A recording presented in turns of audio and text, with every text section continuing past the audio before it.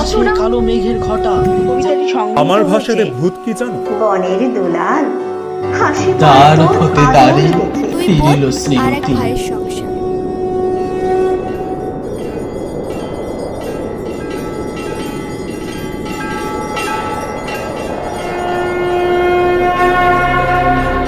Maheshwari audio vibes.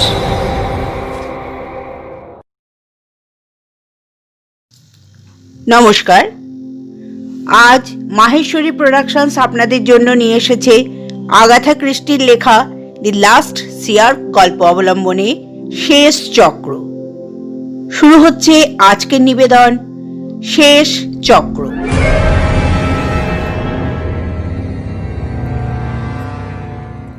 Shiva নদীর উপরে সেতু পার হলো রাহুল। মনটা খুশিতে ভরা। নিজের মনেই সে গানের কলি ভাঁজছিল।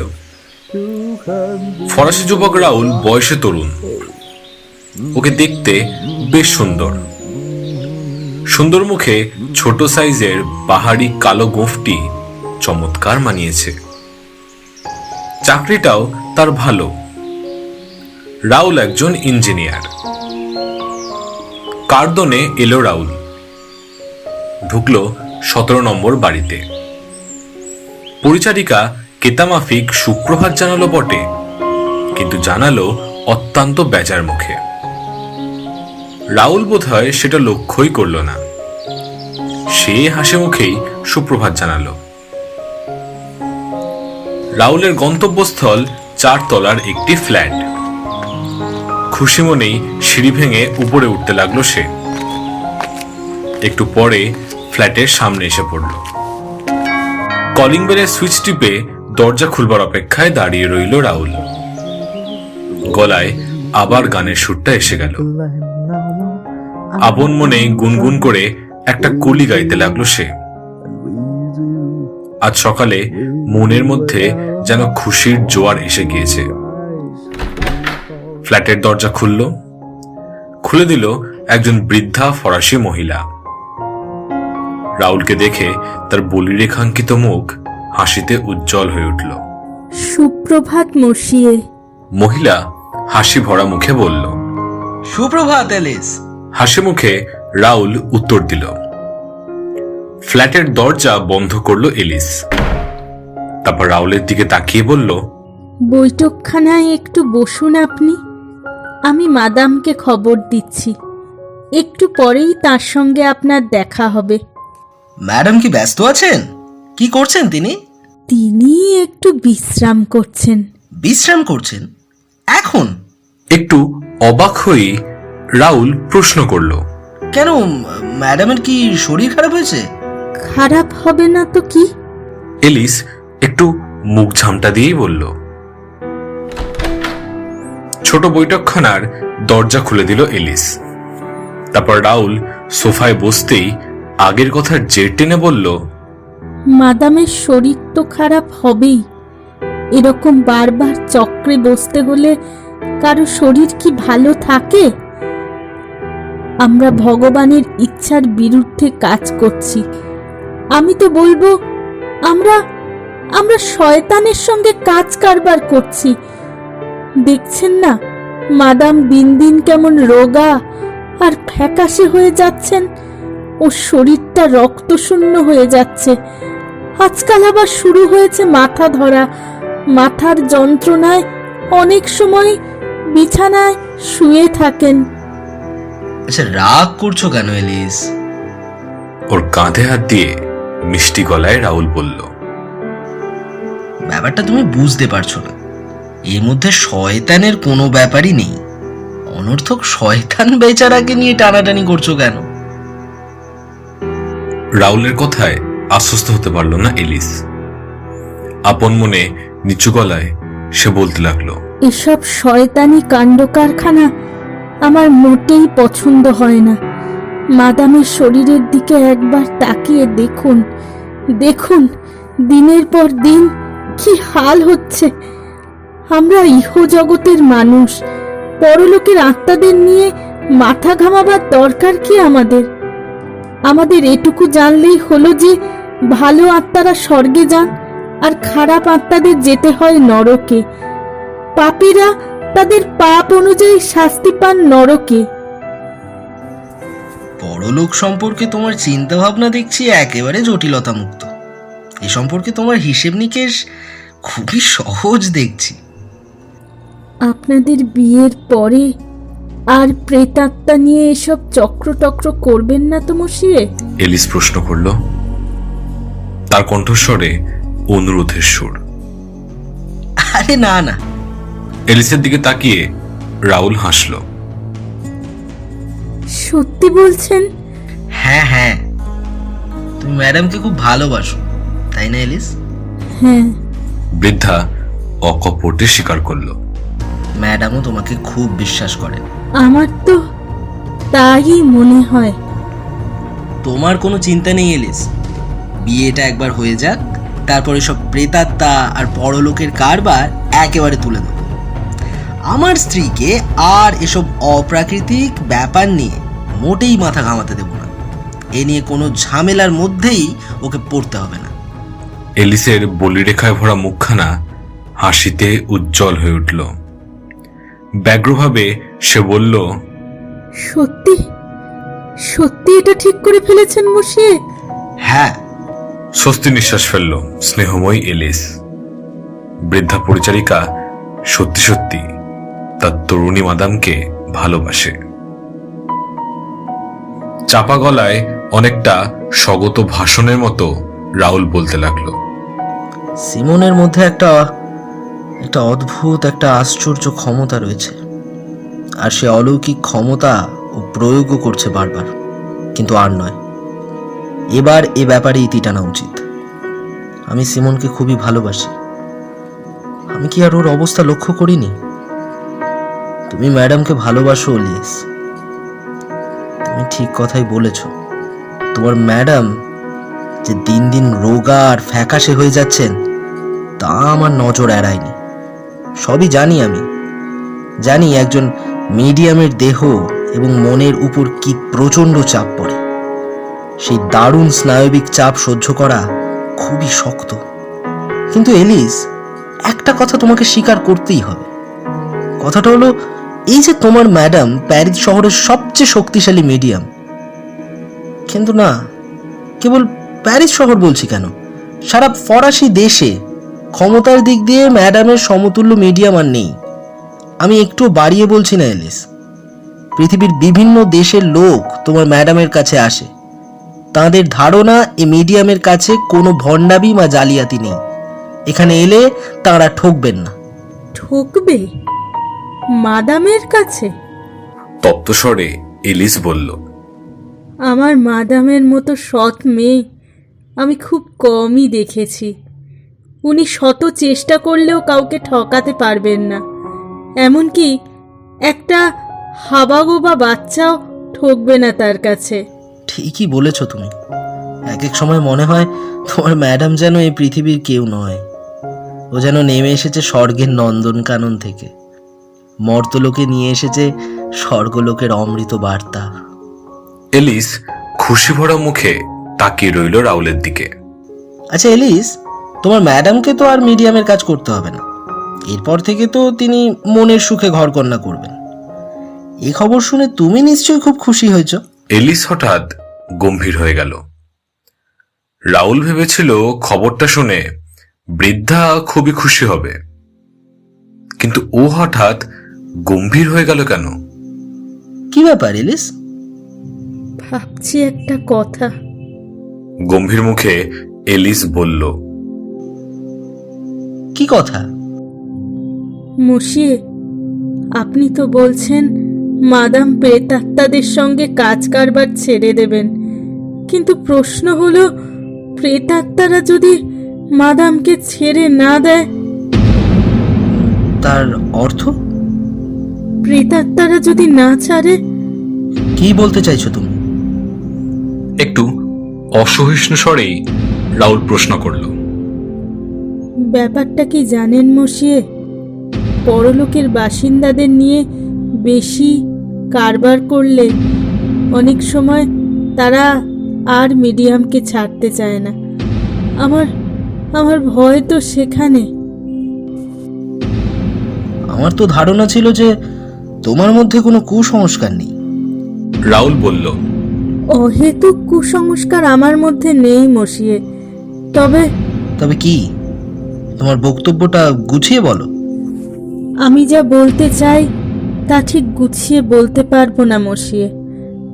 আগে ভাবতাম মিডিয়ামরা হলো ধূর্ত, প্রতারক, প্রিয়জনের বিয়োগে ব্যথাতুর মানুষদের তারা নানা কৌশলে ঠকায়।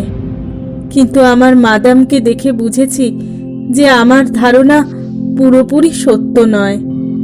আমার মাদাম সহজ সরল মানুষ, উনি অত্যন্ত সৎ। সে বিষয়ে কোনো সন্দেহ নেই।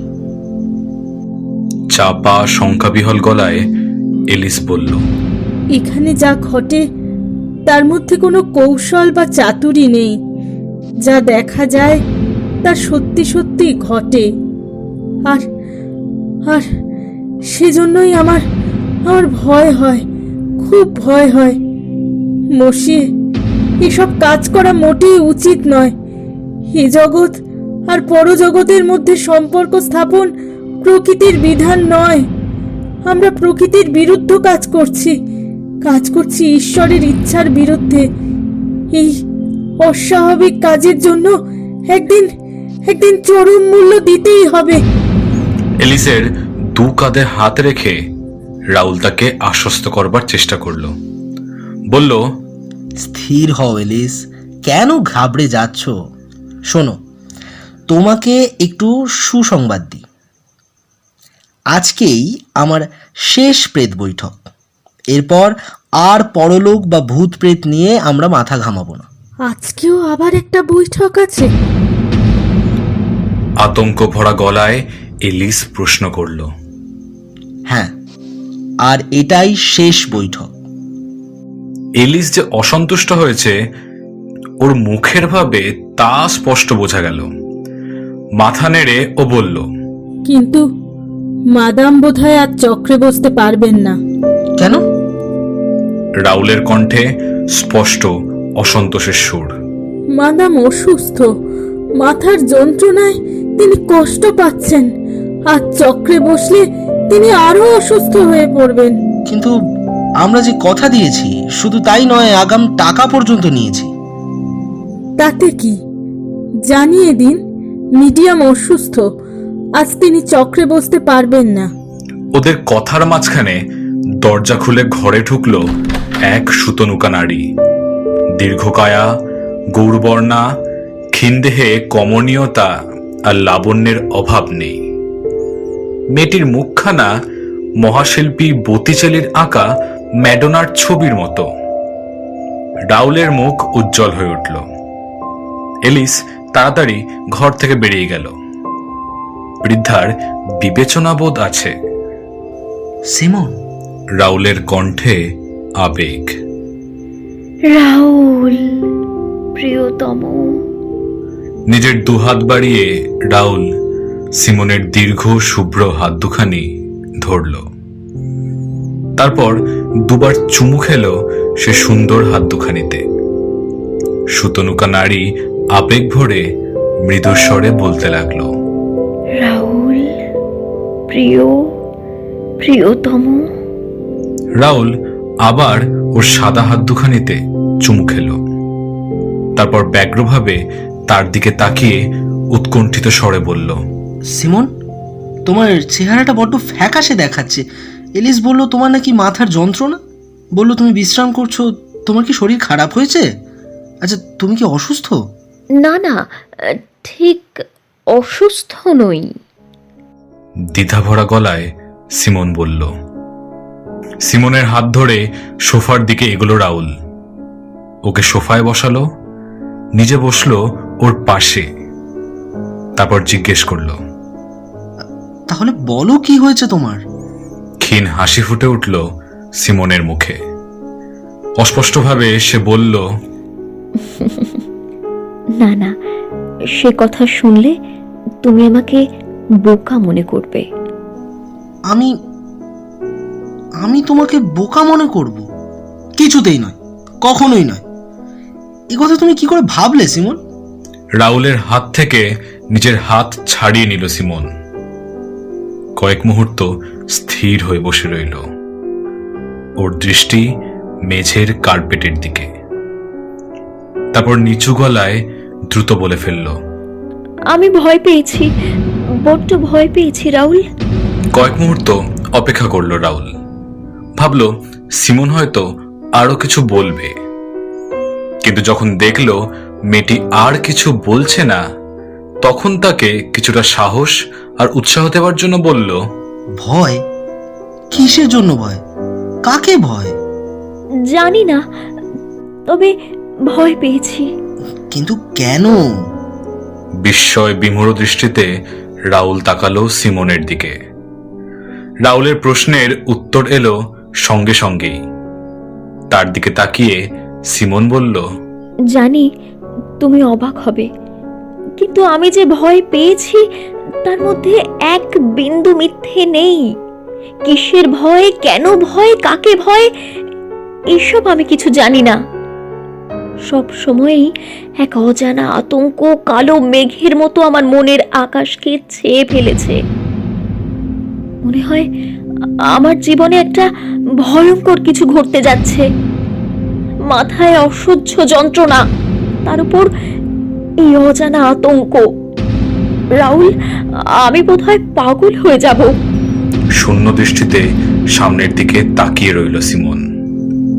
নরম হাতে তাকে জড়িয়ে ধরে রাহুল বলল, না ডার্লিং, এভাবে হাল ছাড়ছো কেন? এমন করে ভেঙে পড়লে তো চলবে না। তোমার কি হয়েছে তা আমি বুঝতে পেরেছি। তুমি খুব ক্লান্ত হয়ে পড়েছো। অতি পরিশ্রমের ফলেই এসেছে এই ক্লান্তি। মিডিয়ামের জীবনে এরকম ক্লান্তি আসতেই পারে। তোমার এখন যা দরকার তা হলো বিশ্রাম, পরিপূর্ণ বিশ্রাম, আর সেই সঙ্গে চাই মানসিক শান্তি। সিমনের মুখে ফুটে উঠল কৃতজ্ঞতার ছাপ। রাহুলের দিকে কৃতজ্ঞ দৃষ্টিতে তাকিয়ে সে বলল, তুমি ঠিক কথাই বলেছ রাহুল।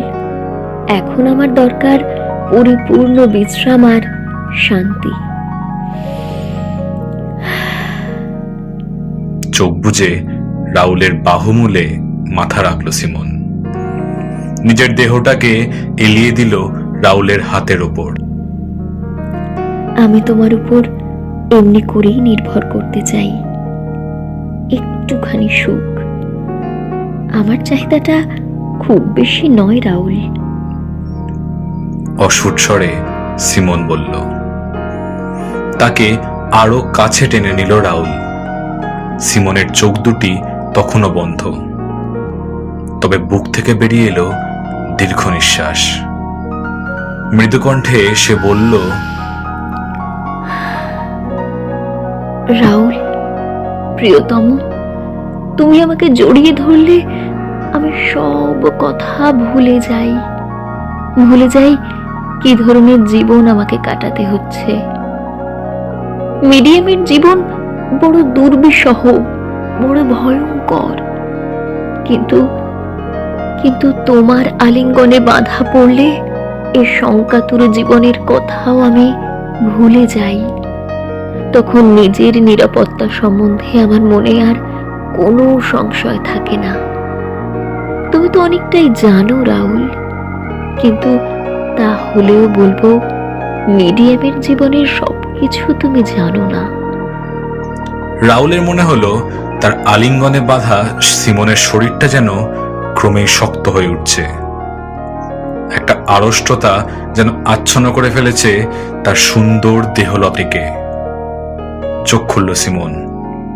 শূন্য দৃষ্টিতে সামনের দিকে তাকিয়ে আপন মনেই সে বলতে লাগলো, ছোট একখানা অন্ধকার ঘর, তার মধ্যে আমি বসে থাকি, অপেক্ষা করি। আমার চারপাশে পুঞ্জ পুঞ্জ অন্ধকার, বড় ভয়ঙ্কর এই নিরন্ধ্র অন্ধকার। এই অন্ধকারের মধ্যে রয়েছে কেবল শূন্যতা আর শূন্যতা। স্বেচ্ছায় এই অন্ধকার রাজ্যে নিজেকে ছেড়ে দিই। আমার চারপাশে অন্ধকার যেন জমাট বেঁধে আরো ঘন হয়ে ওঠে। সেই অন্ধকারে অপেক্ষা করতে করতে আমার চেতনার উপর ধীরে ধীরে নেমে আসে অন্ধকার। আমি অচেতন হয়ে পড়ি। তারপর যা ঘটে তার কিছুই জানতে পারি না আমি। আমার কোনো অনুভূতি পর্যন্ত থাকে না। শেষ পর্যন্ত ধীরে ধীরে অনেক যন্ত্রণার মধ্যে দিয়ে ফিরে আসে আমার চেতনা। মনে হয় দীর্ঘ ঘুমের পর আমি যেন জেগে উঠলাম। তারপর এক অপরিসীম ক্লান্তিতে আমার সমস্ত দেহ মন যেন আচ্ছন্ন হয়ে পড়ে। জানি ডার্লিং, আমি জানি। নরম গলায় রাহুল বলল। সে যে কি ভয়ঙ্কর ক্লান্তি তা আমি বুঝিয়ে বলতে পারবো না। নিস্তেজ গলায় সিমন বলল। এ কথা বলতে বলতে সিমনের শরীরটা যেন আরো এলিয়ে পড়ল। তোমার তুলনা নেই সিমন। নিজের দুহাত দিয়ে সিমনের হাত দুটো চেপে ধরে রাহুল বলল। তুমি অনন্যা, তুমি পৃথিবীর সবচেয়ে শক্তিশালী মিডিয়াম। এ ব্যাপারে তোমার শ্রেষ্ঠতা সবাই স্বীকার করতে বাধ্য।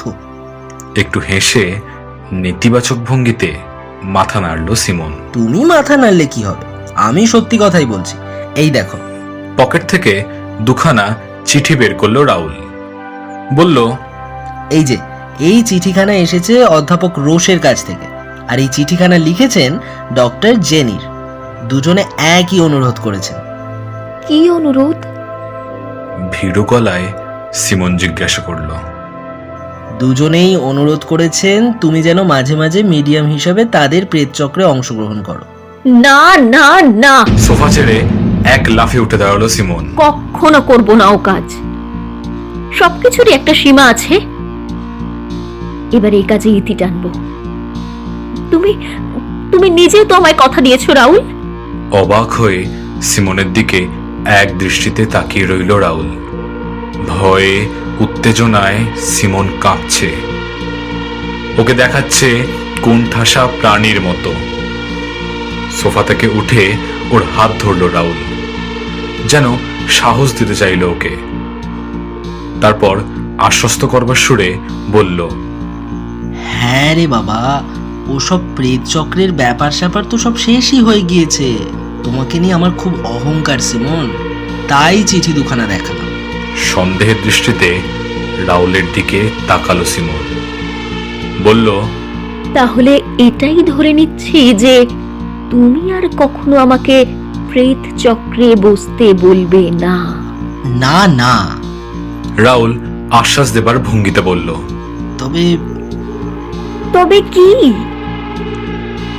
রাহুলকে তার বক্তব্য শেষ করতে না দিয়েই সিমন প্রশ্ন করল, মানে এসব বিখ্যাত লোকেদের জন্য তুমি যদি স্বেচ্ছায় মাঝে মাঝে বসতে রাজি হও, তবে ওই না না, মোটেই না।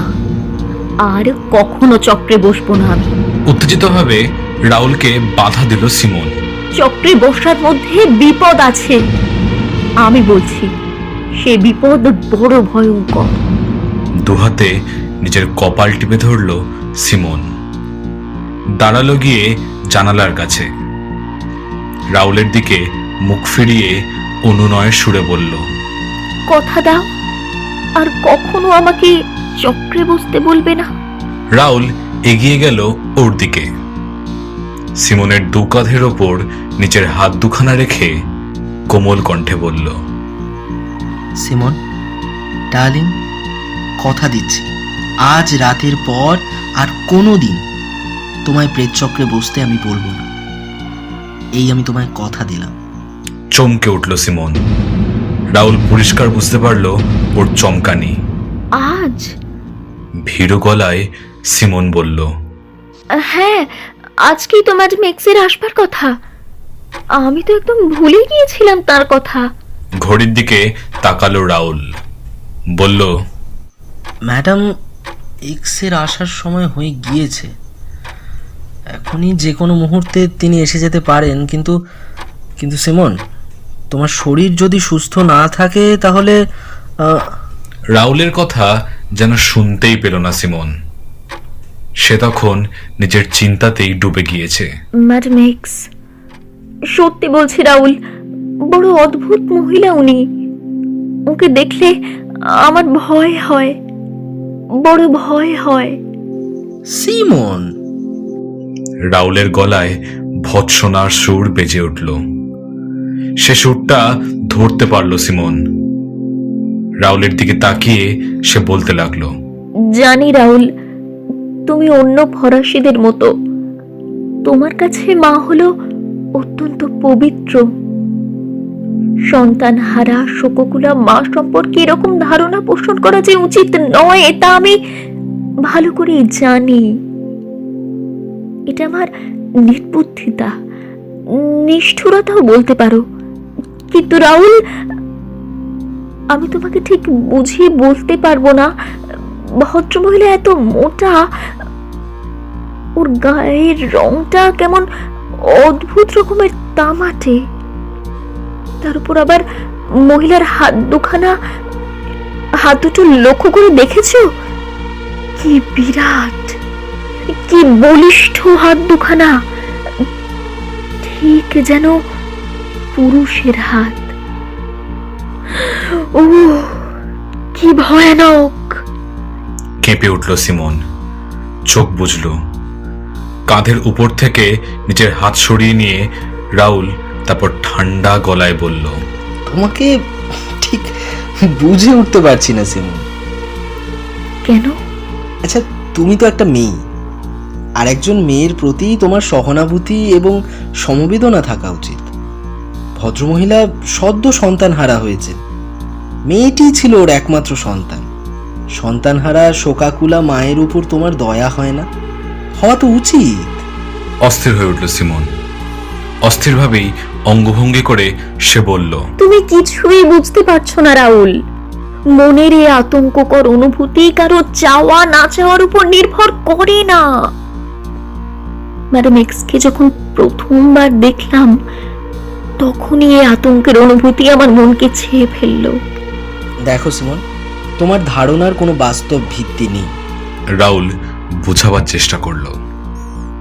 অস্থিরভাবে নিজের দুখানা হাত ছড়িয়ে দিল সিমন। উত্তেজিত হয়ে বলতে লাগলো, তোমাকে আমি কিছুতেই বোঝাতে পারবো না রাহুল, তুমি বুঝতেই চাইছো না।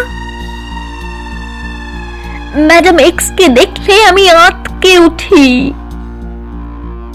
দারুণ ভয়ে আমার মনটা কুঁকড়ে যায়। তোমার বোধহয় মনে আছে, তার হয়ে প্রেত চক্রে বসতে আমি ইতস্তত করছিলাম। রাজি হয়েছিলাম অনেক পরে। আমার ধারণা হয়েছিল তার জন্য আমার ভয়ঙ্কর কোনো অমঙ্গল হবে।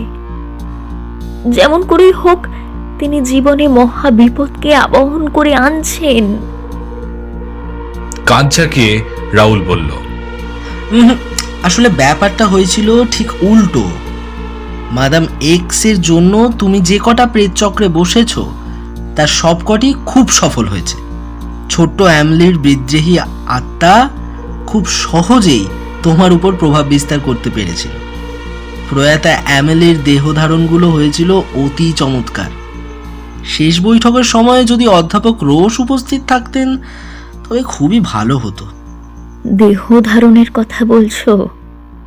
ব্যাপারটা একটু ভালো করে বলো রাহুল। তুমি তো জানো, আমি যখন আবিষ্ট অবস্থায় থাকি, তখন বাইরের জগৎ সম্পর্কে আমি সম্পূর্ণ অজ্ঞান থাকি। এই রূপ ধারণের ব্যাপারগুলো কি সত্যি হয়? হ্যাঁ, খুব সুন্দর হয়। সিমন আবার জিজ্ঞেস করল। বিপুল উৎসাহে ঘাড় নাড়ল রাউল। বলল, প্রথম দিকের কয়েকটা প্রেত চক্রে অ্যামেলিয়াকে দেখা যাচ্ছিল একটা ওই অস্পষ্ট কুয়াশার বৃত্তের মধ্যে। তাকে ঠিক পরিষ্কারভাবে দেখা যাচ্ছিল না, কিন্তু শেষবারে যেটা হলো তা একেবারে অকল্পনীয়। কি হলো শেষবারে? সিমনের স্বরে একই সঙ্গে উৎকণ্ঠা আর কৌতূহল। ধীর গলায় রাউল বলল, শেষবারে বাচ্চাটা একেবারে রক্ত মাংসের শরীর নিয়ে এসেছিল। দেখে মনে হচ্ছিল শিশুটি যেন সত্যিই জীবন্ত। আমি তাকে স্পর্শ পর্যন্ত করে দেখেছিলাম, কিন্তু দেখলাম তাতে তোমার খুব কষ্ট হয়। ম্যাডাম এক্সও বাচ্চাকে স্পর্শ করবার জন্য উৎসুক হয়ে উঠেছিলেন, কিন্তু আমি তাকে স্পর্শ করতে দিইনি, কারণ আমার মনে হয়েছিল যে প্রয়াত সন্তানকে স্পর্শ করবার সুযোগ পেলে সন্তানহারা জননীর ধৈর্যের বাঁধ হয়তো ভেঙে যেতে পারে। তার ফলে নিজের অজ্ঞাতসারেই হয়তো তিনি ওই তোমার কোনো মারাত্মক ক্ষতি করে ফেলতে পারেন। জানলার দিকে মুখ ফেরালো সিমন। কিছুক্ষণ তাকিয়ে থাকলো বাইরের দিকে, তারপর নিস্তেজ গলায় বলল, যখন জ্ঞান হলো তখন আমি বড় ক্লান্ত, দেহ মনে তখন আমি খুবই দুর্বল হয়ে পড়েছি। কিন্তু রাহুল, এসব কাজ কি ঠিক হচ্ছে? আমরা কোনো অন্যায় করছি না তো? এলিস কি বলে তা জানো? কি বলে?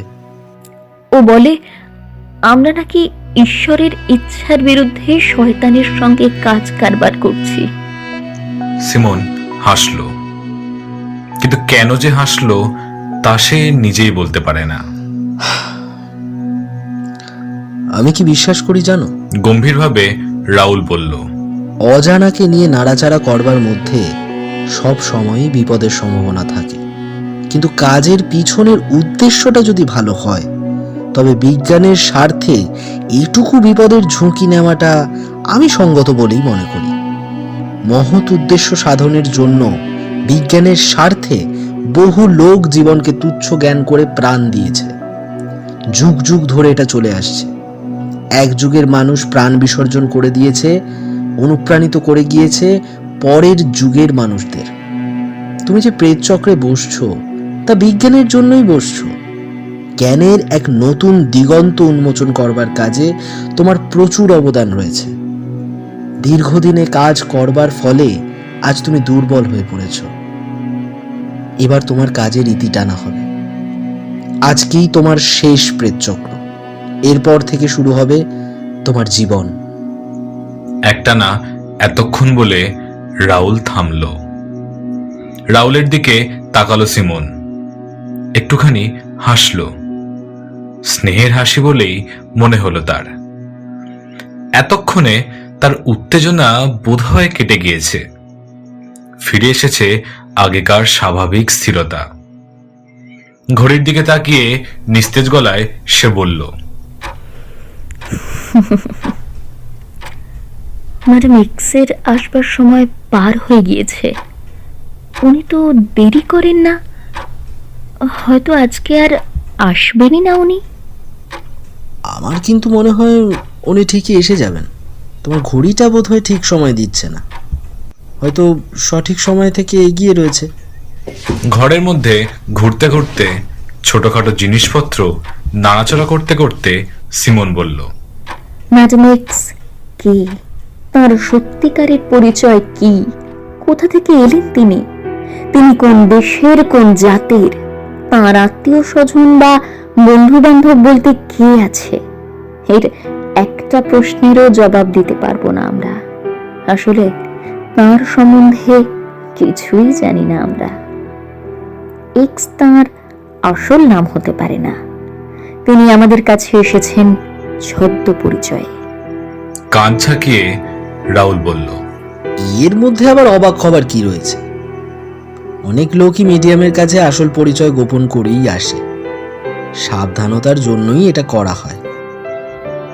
বোধহয় তাই। নিরুত্তাপ গলায় সিমন বলল। ওর হাতে ছিল একটা ছোট চিনেমাটির ফুলদানি। হঠাৎ সেটা পড়ে গিয়ে টুকরো টুকরো হয়ে গেল। চমকে সেদিকে ফিরে তাকালো সিমন, তারপর রাহুলের দিকে ফিরে বলল, দেখেছো, আমার মধ্যে আর আমি নেই। আচ্ছা রাহুল, আমি যদি ম্যাডাম এক্সকে কথা বলি যে আজ চক্রে বসা আমার পক্ষে সম্ভবপর নয়, তবে কি তা খুব কাপুরুষতার কাজ হবে? রাহুলের মুখে ফুটে উঠল একই সঙ্গে বিস্ময় এবং বেদনাবোধ। তা দেখে সিমনের মুখখানা লাল হয়ে উঠল। ধীর গলায় রাহুল বলল। তুমি কিন্তু কথা দিয়েছিলে সিমন। পিছিয়ে গেল সিমন। তার পিঠ দেওয়াল স্পর্শ করল। আর্তকণ্ঠে সে বলল, এ কাজ থেকে আমাকে মুক্তি দাও রাহুল। আমি আর পারছি না, সত্যি পারছি না।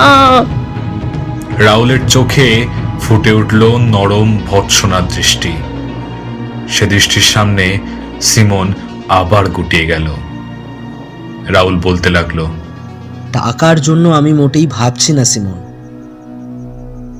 অবশ্য এই শেষ প্রেত চক্রের জন্য ম্যাডাম এক্স যে টাকাটা দিতে চাইছেন তার অঙ্কটা বিরাট। তাকে শেষ করতে না দিয়ে সিমন বলল, সবকিছু কি টাকা দিয়ে কেনা যায় রাহুল? নিশ্চয়ই যায় না, এ ব্যাপারে তোমার সঙ্গে আমিও একমত। কিন্তু লক্ষ্মী সিমন, একটা কথা ভেবে দেখো। কি কথা? মনে করো তুমি সত্যিই অসুস্থ নও, কিন্তু সেক্ষেত্রেও কোনো ধনী মহিলার অনুরোধে চক্রে বসা বা না বসাটা সম্পূর্ণভাবে তোমার ইচ্ছাধীন। কিন্তু এক্ষেত্রে ব্যাপারটা অন্যরকম। ভেবে দেখো, ম্যাডাম এক্স একজন মা। এই মা সদ্য সদ্য তার একমাত্র সন্তানকে হারিয়েছেন। তিনি যদি শেষবারের মতো তার সন্তানকে দেখতে চান, তুমি তাকে দেখবার সুযোগ দেবে না? সন্তানহারা মাকে তুমি এইটুকু দয়া দেখাবে না? গভীর হতাশায় সিমন নিজের হাত দুখানা ছুটতে লাগলো। ও যে খুব বিচলিত হয়ে পড়েছে তা আর বলবার অপেক্ষা রাখে না। একটু আত্মস্থ হয়ে নিস্তেজ গলায় ও বলল, তোমার কথায় বড় কষ্ট পাচ্ছি রাহুল। হয়তো তুমি যা বলছো তাই ঠিক। তোমার কথা মতোই কাজ করব আমি। কিন্তু এইবার বুঝেছি আমি ভয় পাচ্ছি কেন। আমার ভয়ের কারণ হলো ছোট্ট একটি শব্দ, আর সেই শব্দটি হলো মা। কি বলছো সিমন? ঠিকই বলছি। জানো রাহুল, প্রকৃতির রাজ্যে কিছু আদিম মৌলিক প্রবৃত্তির অস্তিত্ব রয়েছে। অবশ্য সভ্যতার অগ্রগতির সঙ্গে তাদের অনেকগুলি নষ্ট হয়ে গিয়েছে, কিন্তু মাতৃত্ব, মায়ের প্রবৃত্তি কিন্তু আগের মতোই রয়েছে। অবশ্য সভ্যতার অগ্রগতির সঙ্গে তাদের অনেকগুলি নষ্ট হয়ে গিয়েছে, কিন্তু মাতৃত্ব, মায়ের প্রবৃত্তি কিন্তু আগের মতোই রয়েছে। এ নষ্ট হয়ে যায়নি, এর রূপও পাল্টায়নি। এ ব্যাপারে পশু আর মানুষের মধ্যে কোনো পার্থক্য নেই। সন্তানের প্রতি মায়ের ভালোবাসার কোনো তুলনা নেই পৃথিবীতে। এ ভালোবাসাকে আইনের বাঁধনে বাঁধা যায় না। এ ভালোবাসা নির্ভয়ে যে কোনো পরিস্থিতির সামনে দাঁড়াতে পারে। এই অন্ধ ভালোবাসা নিজের পথে দাঁড়ানোর যে কোনো বাধাকে নির্মমভাবে, নৃশংসভাবে ধ্বংস করে দিতে পারে। আমার ভয় এই প্রচন্ড শক্তি সম্পন্ন মৌলিক প্রবৃত্তিটিকে। একটানা এতক্ষণ কথা বলে সিমন থামল। উত্তেজনায় ও ক্লান্তিতে ও হাঁফাচ্ছে। রাহুলের দিকে তাকিয়ে একটু হাসলো ও। তারপর বলল,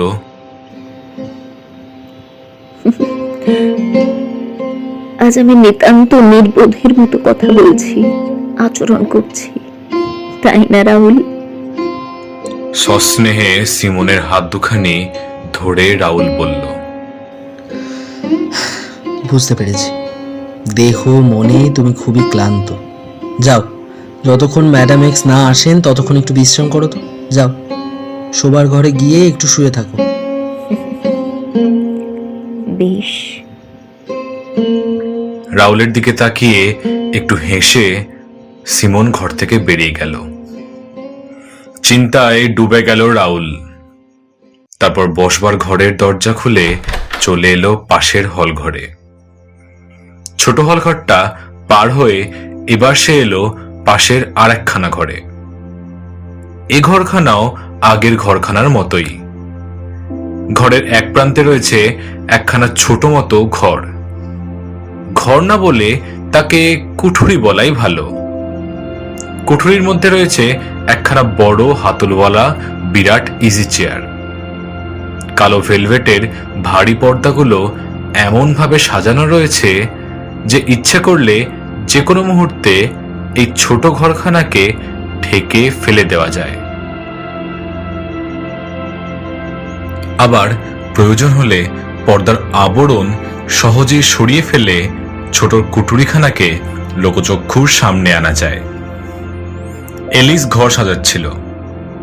কুঠুরির সামনে দুখানা চেয়ার আর একখানা গোল টেবিল। টেবিলের উপর রয়েছে একটা খঞ্জনি, একটা শিঙে, কয়েকখানা কাগজ আর পেন্সিল। রাহুলকে দেখে এলিস বলল, মসিয়ে, এই কিন্তু শেষ প্রেতচক্র। আজকের ব্যাপারটা ভালোই ভালোই মিটে গেলে রক্ষে পাই। কলিং বেলটা বেজে উঠল তীব্র তীক্ষ্ণ স্বরে। এই যাও তো, দেখো গিয়ে কে এসেছেন। মনে হয় ম্যাডাম এক্সি এলেন। ওই মহিলা তো গির্জায় গিয়ে সন্তানের আত্মার মঙ্গল কামনায় প্রার্থনা করতে পারেন। গম্ভীর গলায় অনুযোগের সুরে এলিস বলল। কলিং বেলটা আবার যেন আর্তনাদ করে উঠল। যাও দেখো গিয়ে কে এসেছেন। আদেশের সুরে রাহুল বলল। গজগজ করতে করতে এলিস চলে গিয়ে একটু পরেই ফিরে এলো। তার সঙ্গে একজন মহিলা। মহিলার দিকে তাকিয়ে এলিস বলল, আপনি একটু বসুন মাদাম। আমার মাদামকে খবর দিচ্ছি যে আপনি এসেছেন। মাদাম এক্সের সঙ্গে করমর্দন করার জন্য রাহুল এগিয়ে গেল। সিমন ঠিকই বলেছে, বিরাট চেহারা ভদ্রমহিলার। যেমন লম্বা তেমনি মোটা। ওর গায়ের রং অদ্ভুত রকমের তামাটে। হাত দুখানা সত্যি পুরুষালী। ফরাসি দেশের প্রথা অনুযায়ী ওর পরনে ফরাসি দেশের কালো পোশাক। মহিলার কণ্ঠস্বরও অত্যন্ত গম্ভীর। আমার বোধহয় আসতে একটু দেরি হয়ে গেল। গমগমে গলায় মাদাম এক্স বললেন। হাসি মুখে রাহুল বলল, হ্যাঁ দেরি হলো, তবে বেশি নয়, মাত্র কয়েক মিনিট। মাদাম সিমন কোথায়? ম্যাডাম সিমনের শরীরটা সুস্থ নয়, তিনি শুয়ে আছেন। রাহুল উত্তর দিল। করমর্দনের পর ভদ্রমহিলা হাত সরিয়ে নিচ্ছিলেন। হঠাৎ তিনি শক্তভাবে রাহুলের হাতটা চেপে ধরলেন। গম্ভীর অথচ তীক্ষ্ণ স্বরে জিজ্ঞেস করলেন, ও তাই বুঝি? তা মাদাম সিমন আজ চক্রে বসতে পারবেন তো? হ্যাঁ হ্যাঁ নিশ্চয়ই পারবেন। রাহুল দ্রুত উত্তর দিল। স্বস্তির নিঃশ্বাস ফেললেন মহিলা। তারপর মুখের কালো আবরণটার বাঁধন খুলতে খুলতে একখানা চেয়ারে বসে পড়লেন। আপন মনে নিচু গলায় তিনি বলতে লাগলেন, মসিয়ে রাহুল, আপনি কল্পনাও করতে পারবেন না এরকম প্রেতচক্র আমার মনে কত আনন্দের সৃষ্টি করে। আমি অবাক হয়ে যাই। আমার একমাত্র সন্তান এমিলি, সে আর আমার কাছে নেই। কিন্তু মাদাম সিমন চক্রে বসলে আমি আমার ছোট্ট বাচ্চাকে দেখতে পাই, তার সঙ্গে কথা বলতে পারি। হয়তো সম্ভব হলে তাকে আমি স্পর্শ পর্যন্ত করতে পারি। দ্রুতকণ্ঠে রাহুল বলল, না ম্যাডাম এক্স, স্পর্শ করার চেষ্টা মোটেই করবেন না। আমার স্পষ্ট নির্দেশ ছাড়া আপনি কোনো কিছুই করতে পারবেন না। করলে সাংঘাতিক বিপদ হতে পারে। আমার বিপদ হবে? না ম্যাডাম, বিপদের সম্ভাবনা মিডিয়ামের।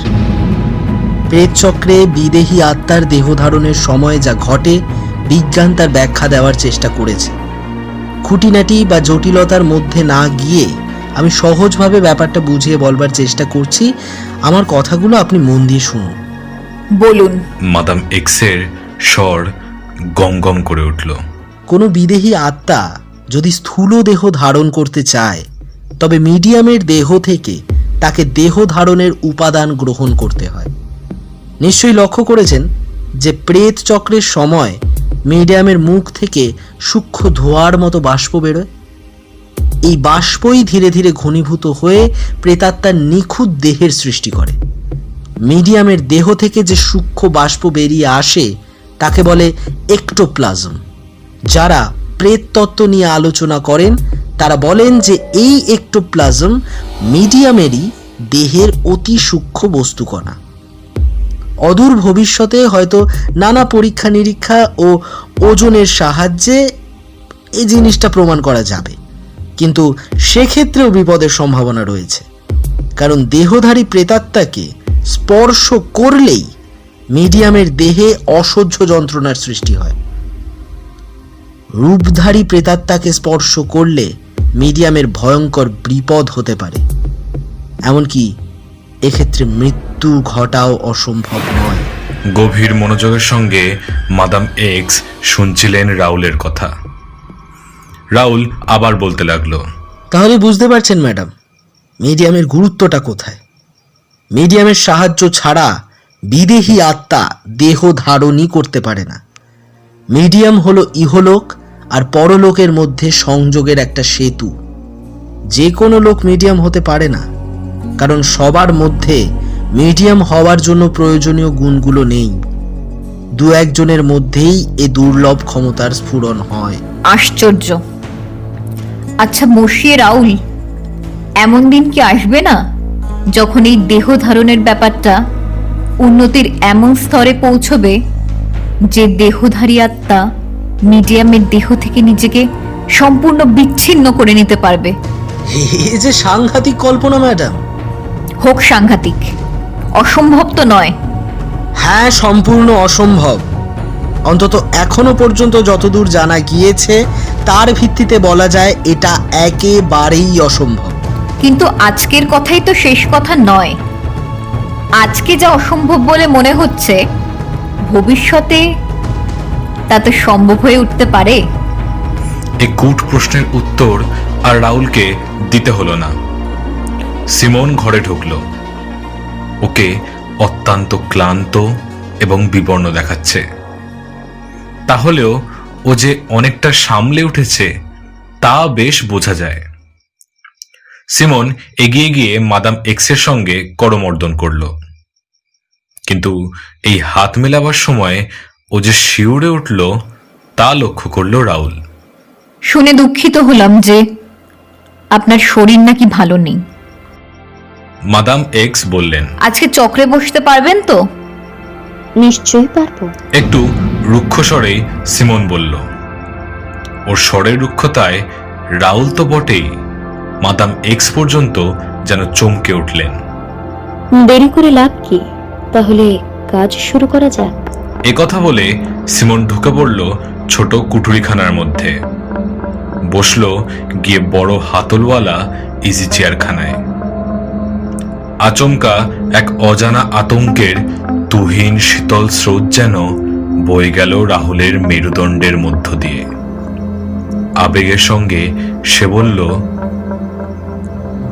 সিমন, বলছি আজকে তোমার শরীরটা ভালো নেই। আজ পেট চক্র বন্ধ থাক, ছাড়ো। আশা করি ম্যাডাম এক্স কিছু মনে করবেন না। একই কথা মশিয়ে। ক্রুদ্ধ স্বরে মাদাম এক্স বললেন, ঠিকই বলছি আমি। অসুস্থ শরীর নিয়ে আজকে চক্রে না বসাটাই ভালো। রাউলও দৃঢ়তার সঙ্গে বলল, কিন্তু মশিয়ে, ম্যাডাম সিমন তো আমাকে কথা দিয়েছিলেন যে আজ আমার জন্য শেষবারের মতো উনি চক্রে বসবেন। মাদাম এক্সের কণ্ঠ থেকে একই সঙ্গে ক্রোধ আর ঘৃণা ঝরে পড়ল। ঠিক, আমি কথা দিয়েছি, আর সে কথার খেলাপও আমি করব না। ঠান্ডা গলায় সিমন বলল, এই তো চাই। কিছুটা আশ্বস্ত হয়ে মাদাম এক্স বললেন। রাউলের দিকে তাকিয়ে অদ্ভুত ধীর কণ্ঠে সিমন বলল, ভয় পাচ্ছ কেন রাহুল? ভয় পেও না, আমি তো শেষবারের মতো প্রেত চক্রে বসছি।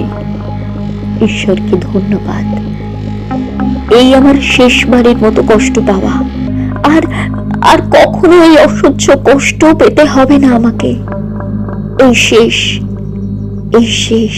সিমনের ইঙ্গিতে রাউল কুঠুরির কালো ভারী পর্দাটা টেনে দিল। তারপর জানালার পর্দাগুলো টেনে দিতেই আধো আলো আধো ছায়ার পরিবেশ সৃষ্টি হলো ছোট ঘরখানার মধ্যে। মাদাম এক্সকে একখানা চেয়ারে বসবার ইঙ্গিত করে রাউল অন্য চেয়ারখানায় বসলো। মাদাম এক্স একটু ইতস্তত করে বলেই ফেললেন কথাটা। আমাকে মাফ করবেন মসিয়ে, আমি আপনার বা মাদাম সিমনের সততাকে অবিশ্বাস করছি না। জানি আপনারা দুজনেই অত্যন্ত সৎ, আর এই প্রেত চক্রের মধ্যে কোনো জালিয়াতি বা কারচুপি নেই। কিন্তু তবুও আমি সম্পূর্ণ নিঃসন্দেহ হতে চাই, আর এই জিনিসটা আমি সঙ্গে করে নিয়ে এসেছি। এই কথা বলে নিজের হাত ব্যাগ থেকে একটা সরু অথচ শক্ত দড়ি বের করলেন মাদাম এক্স। ম্যাডাম! রাউল চিৎকার করে উঠল। এটা অপমান, ভীষণ অপমান। অদ্ভুত ঠান্ডা গলায় মাদাম এক্স বললেন, না, এ হলো নিছক সাবধানতা। না না না না না, এটা অপমান। আপনি আমাদের দুজনকেই মারাত্মকভাবে অপমান করছেন। উত্তেজিতভাবে রাউল চিৎকার করে উঠল। মসিয়ে রাউল, আপনার আপত্তির কারণ তো আমি বুঝতে পারছি না। আপনাদের চক্রে যদি কোনো জালিয়াতি বা কারচুপি না থাকে তাহলে আপত্তি করছেন কেন? আপনাদের মধ্যে যদি কোনো ছলনা না থাকে তবে ভয় পাওয়ার তো কোনো কারণ নেই। দারুণ ঘৃণায় রাউলের মুখ বিকৃত হলো। তারপর একটা অজানা হাসি ফুটে উঠল তার মুখে। মাদাম এক্সের দিকে তাকিয়ে বিদ্রুপ ভরা স্বরে সে বলতে লাগলো, আপনি আপনি নিশ্চিত থাকতে পারেন ম্যাডাম, এ ব্যাপারে আমার ভয় পাওয়ার কোনো কারণ নেই। ভয় পাওয়ার কোনো প্রশ্নই নেই এখানে। বেশ তো, যদি আমার হাত পা দড়ি দিয়ে বাঁধলে খুশি হতে পারে তবে বাঁধুন, আসুন বাঁধুন। রাউল ভেবেছিল এই বিদ্রুপের পর মাদাম এক্স আর বাঁধাবাঁধির মধ্যে যাবেন না, কিন্তু তার ভাবনাটা যে একেবারেই ভুল তা বোঝা গেল সঙ্গে সঙ্গেই। মাদাম এক্স অবিচলিত স্বরে বললেন, ধন্যবাদ মসিয়ে। তারপর দড়িটা হাতে নিয়ে এগিয়ে গেলেন রাউলের দিকে। আচম্বিতে পর্দার পিছন থেকে সিমনের তীব্র তীক্ষ্ণ কণ্ঠস্বর শোনা গেল, না না রাহুল, ম্যাডাম এক্সের অপমানকর প্রস্তাবে কিছুতেই রাজি হও না। ব্যঙ্গের হাসি হেসে মাদাম এক্স বললেন, মাদাম সিমন, আপনি ভয় পাচ্ছেন নাকি? রাউল চিৎকার করে উঠল, কি বলছো সিমন? ম্যাডাম এক্স ভাবছেন আমরা তাকে ঠকাচ্ছি, আমরা জালিয়াত, জোচ্চোর।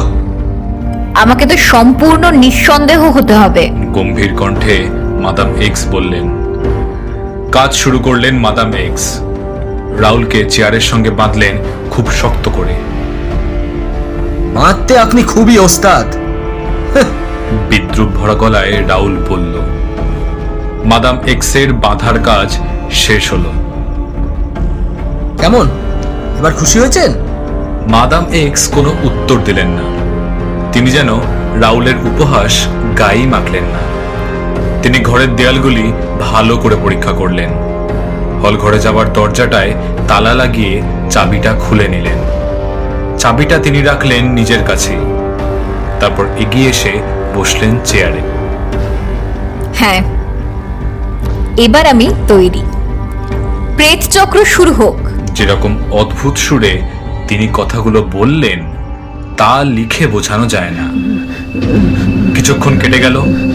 পর্দার পিছনে সিমনের নিঃশ্বাস প্রশ্বাসের শব্দ ক্রমেই ভারী হয়ে উঠতে লাগলো। একসময় সে শব্দ প্রবল হয়ে উঠল। তারপর সে শব্দ থেমে গেল। কিছুক্ষণ সব নিস্তব্ধ। তারপর শোনা গেল একটা চাপা গো গো আওয়াজ। একটু পরে তাও থেমে গেল। আবার নিস্তব্ধতা। আচমকা খঞ্জনিটার ঝনঝন আওয়াজে নিস্তব্ধতা ভেঙে গেল। টেবিল থেকে লাফিয়ে উঠে শিঙে পড়ে গেল ঘরের মেঝেতে। কোন অদৃশ্য শক্তি যেন ওটাকে ছুঁড়ে ফেলল। খলখল করে কে যেন হেসে উঠল, মহা বিদ্রুপের হাসি। কুঠুরির ভারী পর্দাটা একটু সরে গেল। দেখা গেল মিডিয়াম সিমনকে। মিডিয়াম চেতনা হারিয়েছে, তার মাথাটা ঝুঁকে পড়েছে বুকের ওপর। হঠাৎ মাদাম এক্স জোরে শ্বাস টানলেন। মিডিয়াম সিমনের মুখ থেকে বেরিয়ে আসছে হালকা কুয়াশা। মনে হচ্ছে যেন একটা সরু ফিতে বের হয়ে আসছে সিমনের ঈষৎ উন্মত্ত মুখ থেকে। কুয়াশা ক্রমেই ঘন হতে লাগলো। মিডিয়ামের মুখ থেকে বেরিয়ে আসতে লাগলো পুঞ্জ পুঞ্জ বস্তুকণা। কণাগুলো অতি সূক্ষ্ম। কণাগুলোর মধ্যে একটা আলোড়ন উঠেছে। সূক্ষ্ম কণাগুলো জমাট বাঁধছে, ঘনীভূত হচ্ছে, আকার নিচ্ছে। সে আকার একটি শিশুর, একটি বাচ্চা মেয়ের।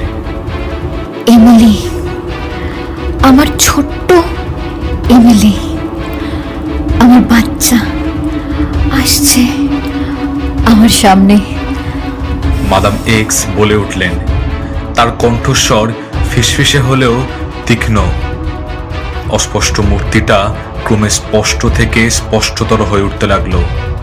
প্রায় অবিশ্বাসের দৃষ্টিতে তাকিয়ে রইল রাউল। এমন নিখুঁত দেহধারণ এর আগে কখনোই দেখা যায়নি। সত্যিকারের রক্ত মাংসে গড়া একটি জীবন্ত শিশু যেন এসে দাঁড়িয়েছে ওই ছোট্ট কুঠুরিখানার প্রবেশ পথে।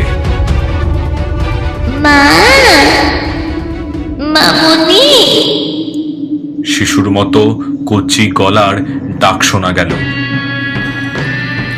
আমার মেয়ে, আমার এমিলি সোনা।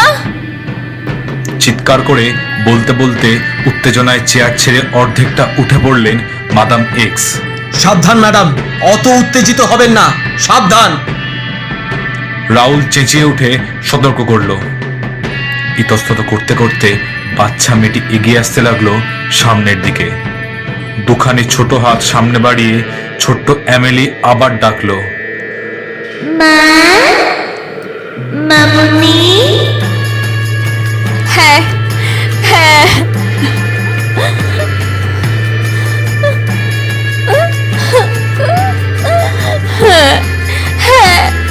মাদামের গলা থেকে এক অজানা অদ্ভুত স্বর বেরিয়ে এলো।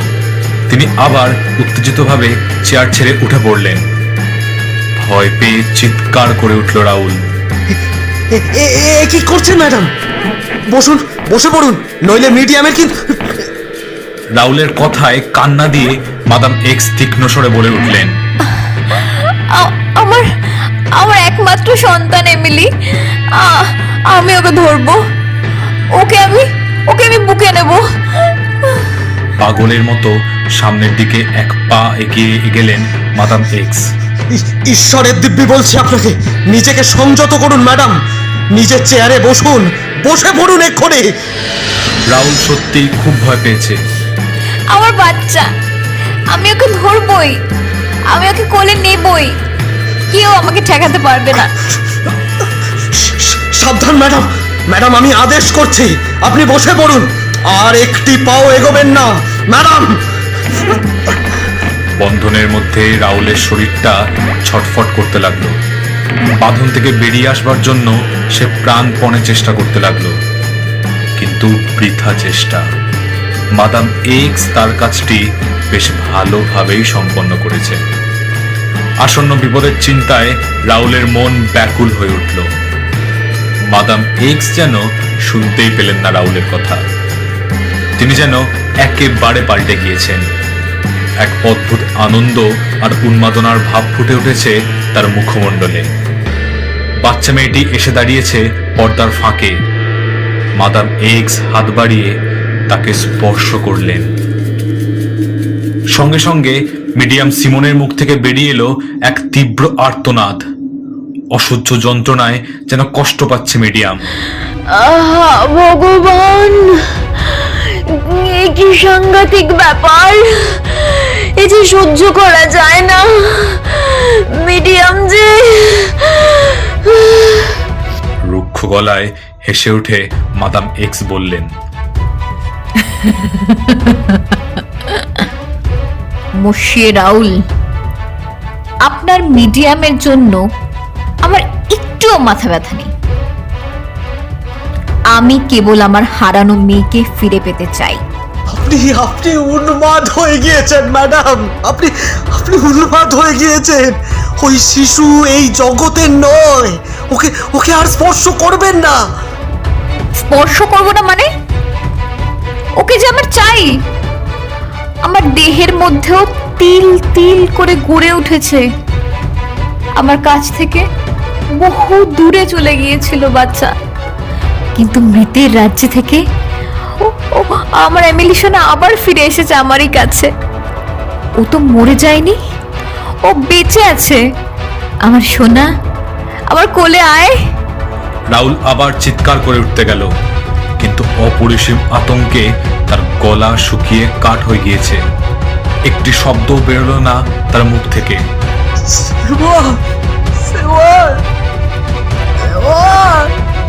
মাদাম এক্স ভয়ঙ্কর হয়ে উঠেছেন। পৃথিবীর সমস্ত নির্দয়তা, নির্মমতা, আদিম অসভ্যতা যেন মূর্তিমতী হয়ে উঠেছে তার মধ্যে।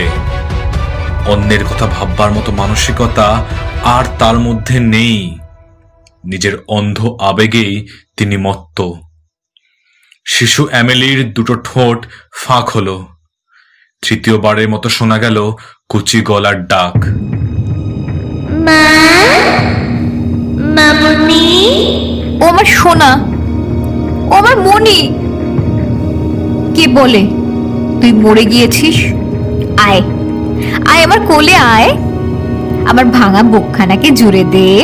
উন্মাদের মতো ঝাঁপিয়ে পড়া বাচ্চা মেয়েটিকে কোলে তুলে নিলেন মাদাম এক্স। পর্দার ওপাশ থেকে ভেসে এলো এক অসহ্য যন্ত্রণার এক দীর্ঘায়িত আর্তনাদ।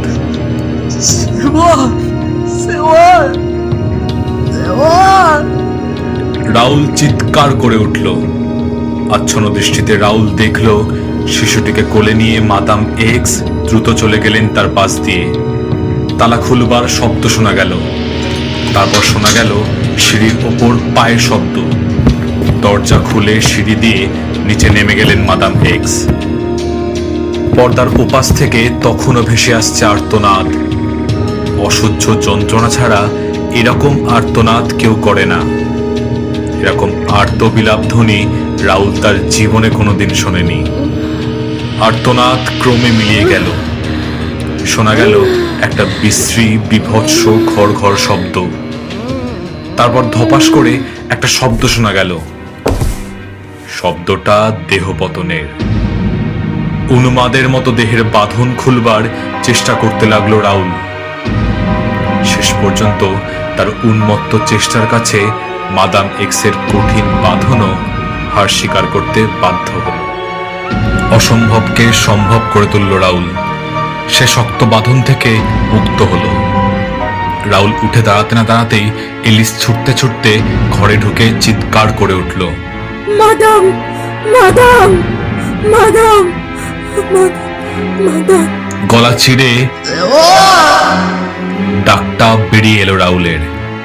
দুজনে ছুটে গেল কালো পর্দাটার দিকে। একটানে সরিয়ে দিল পর্দাটা। আর তক্ষুনি চমকে গিয়ে পিছিয়ে এলো রাউল। উদ্ভ্রান্তভাবে সে বলে উঠল, হায় ভগবান, হায় ভগবান, রক্ত, এত রক্ত, জায়গাটা যে লাল হয়ে গিয়েছে।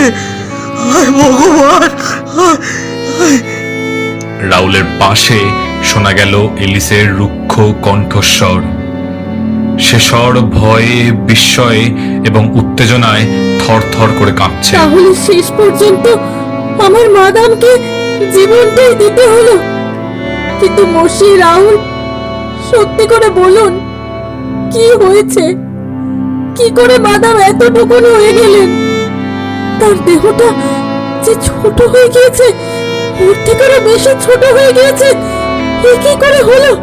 কি কাণ্ড হয়েছিল এখানে? বলুন মশাই, বলুন বলুন বলুন। রাহুল উন্মাদের মতো চিৎকার করে উঠল। জানি না, জানি না, জানি না, আমি কিচ্ছু জানি না, আমি কিচ্ছু জানি না। কি হলো, কি হলো, আমি কি করলাম? হায় ভগবান, মৃত্যুপুরীর বাসিন্দাকে জীবন লোকে নিয়ে এসে সিমন নিজেই যে মৃত্যুপুরীতে চলে গেল।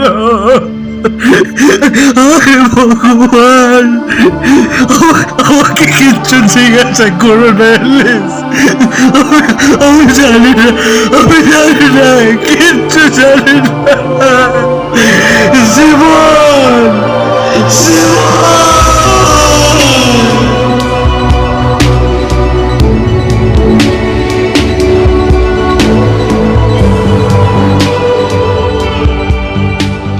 শুনছিলেন আজকের নিবেদন শেষ চক্র। গল্প পাঠে অভিনব, রিতম, নবনীতা, সৌম্যা ও সুমেধা। সূত্রধার Seba Acharya. Poster Arghya. Background music Tathagata. মূল ব্যবস্থাপনা অনির্বাণ। পর্ব পরিচালনা মোনালি। ধন্যবাদ। সবাই ভালো থাকুন, সুস্থ থাকুন, শুনতে থাকুন মাহেশ্বরী অডিও ভাইবস।